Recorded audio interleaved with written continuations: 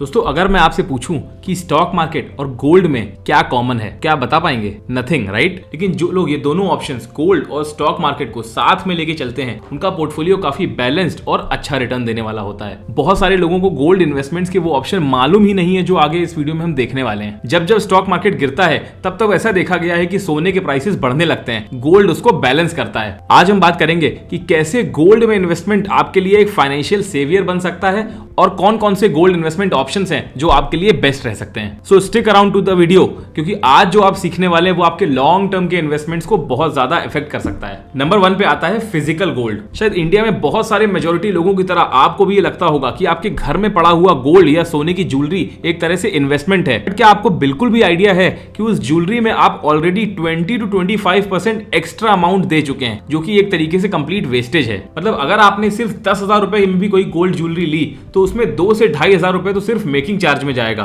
और फिर लंबे समय के बाद जब आप वापस से उस गोल्ड ज्वेलरी को बेचने जाओगे तो वो गोल्ड ज्वेलर वापस से उस ज्वेलरी का प्योरिटी टेस्ट करेगा और उसके बाद उसमें से डिडक्शंस भी करेगा। तो अब सोच लो ये कितना बड़ा वेस्ट ऑफ मनी है। वैसे आप चाहो तो गोल्ड कॉइन्स या गोल्ड बार्स लेके रख सकते हो, बट उसमें भी जीएसटी और इलिक्विडिटी का इशू होता है, तो इसलिए गोल्ड ज्वेलरी को इन्वेस्टमेंट समझना ही गलती है। Number 2, financial gold. आजकल एक बहुत फेमस कॉमन टर्म चल रहा है फाइनेंशियल गोल्ड का, शायद आपने भी सुना होगा, जिसको बोलते हैं गोल्ड म्यूचुअल फंड्स, जिसमें कि आप इन्वेस्टमेंट कर सकते हैं कुछ इन्वेस्टमेंट प्लेटफॉर्म्स जैसे कि ज़ीरोधा या ग्रो के हेल्प से। ये फिजिकल गोल्ड के कंपैरिजन में काफी बेटर होता है क्योंकि इसमें प्योरिटी का कोई टेंशन नहीं और आप जब चाहो उसको बेच भी सकते हो। पर इसमें भी एक छुपा हुआ कैच है। पर कैच ये है कि इन प्लेटफॉर्म्स की हेल्प से जब आप गोल्ड म्यूचुअल फंड्स को खरीदते हो तो उसमें भी आपको ब्रोकरेज चार्जेस और मैनेजमेंट फीस देनी पड़ती है, और उसकी वजह से आपका ओवरऑल गोल्ड का रिटर्न बहुत कम हो जाता है। ऊपर से जब आप उसको फाइनली बेचोगे तो प्रॉफिट्स पे भी आपको कैपिटल गेन टैक्स देना पड़ेगा, जिसकी वजह से आपका रिटर्न बहुत डिमिनिश हो जाता है। अच्छा दोस्तों, अब आप बताओ,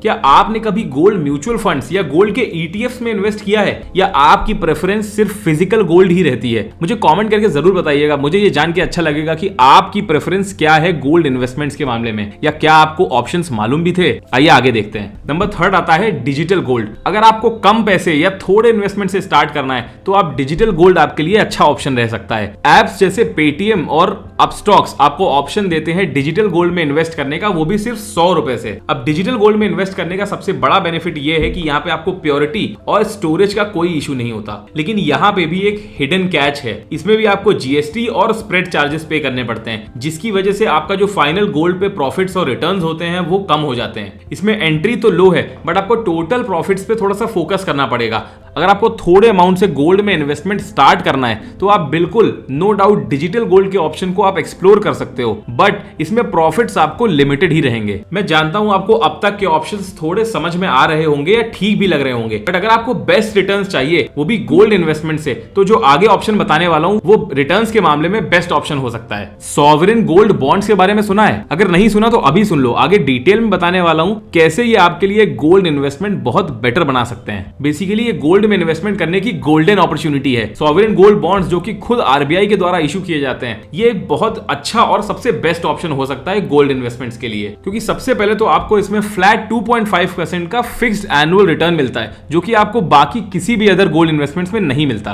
दूसरा एडवांटेज, अगर आप अपने एसजीबीज को मिनिमम 8 साल के लिए भी होल्ड करते हो तो इस पे आपको long term capital gain tax भी नहीं लगता। अब अगर आपको जब भी जरूरत पड़ती है तो आप अपने एसजीबीज को सेकेंडरी मार्केट में इजीली सेल आउट भी कर सकते हो। इनफैक्ट अगर आप ऑनलाइन इसको परचेज करते हो तो आपको 50 रुपए पर ग्राम का डिस्काउंट भी मिलता है। तो आप क्या सोच रहे हो, जल्दी से अपना इन्वेस्टमेंट स्टार्ट करो और गोल्ड को अपने पोर्टफोलियो में जरूर ऐड करो। इससे आपका पोर्टफोलियो सेफ और सिक्योर रहेगा। अब आप एसजीबीज में कब से इन्वेस्टमेंट शुरू करोगे जरा कमेंट में बताइए, और कोई सवाल हो तो मुझे जरूर पूछ लीजिएगा। अगर ये वीडियो आपको इन्फॉर्मेटिव लगी तो प्लीज इसको लाइक कर दीजिएगा। आपके कोई क्वेश्चंस हो गोल्ड इन्वेस्टमेंट्स या और किसी भी तरीके के इन्वेस्टमेंट को लेके तो मुझे कमेंट में पूछिए, मैं उसका जवाब जरूर दूंगा। चैनल को सब्सक्राइब कर लीजिए, क्योंकि आगे आने वाले वीडियोस में हम ये बात करने वाले हैं कि कैसे हम एज अ बिगिनर अपनी फाइनेंशियल जर्नी को स्टार्ट कर सकते हैं, कैसे अपनी फाइनेंशियल जर्नी को प्लान कर सकते हैं, और कैसे अपने इन्वेस्टमेंट से एक डिसेंट पोर्टफोलियो तक पहुंच सकते हैं। इन्वेस्टमेंट्स में किन चीजों का ध्यान रखना चाहिए, कौन सी ऐसी गलतियां हैं जो आपको अवॉइड करनी चाहिए, और ऐसे बहुत सारे रेलेवेंट टॉपिक्स। तो stay tuned for the next video